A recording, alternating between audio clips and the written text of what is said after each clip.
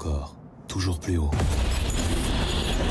Dans Le Sommet des Dieux, le réalisateur Patrick Imbert s'est inspiré du Tintin au Tibet d'Hergé autant que du manga originel de Taniguchi.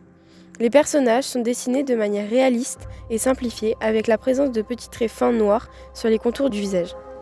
Ce qui fait un intermédiaire entre de la ligne claire européenne et des dessins animés, ce qui donne l'impression que le film est à mi-chemin entre un film enfantin et un film d'adulte.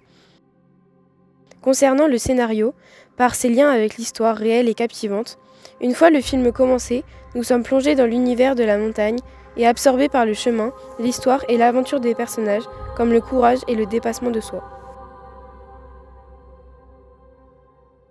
Aujourd'hui, nous sommes en présence de Patrick Imbert. Bonjour tout le monde, je vais vous parler de mon film Le Sommet des Dieux. Dans votre film, qu'est-ce qui pousse les personnages à se surpasser jusqu'au péril de leur vie ? C'est l'addiction, toujours aller au sommet et continuer encore et encore. Ce n'est pas le sommet qui importe, mais le plaisir de l'ascension et l'expérience acquise jusqu'à se mettre en danger. Quel est le personnage principal entre Fukamashi et Abu ? En fait, les deux personnages d'Abu et Fukamashi sont des personnages principaux et il y en a un troisième, la montagne. Alors oui, la montagne en tant que personnage principal, ça a l'air bizarre, mais la montagne pousse mentalement et physiquement les limites de ces personnages.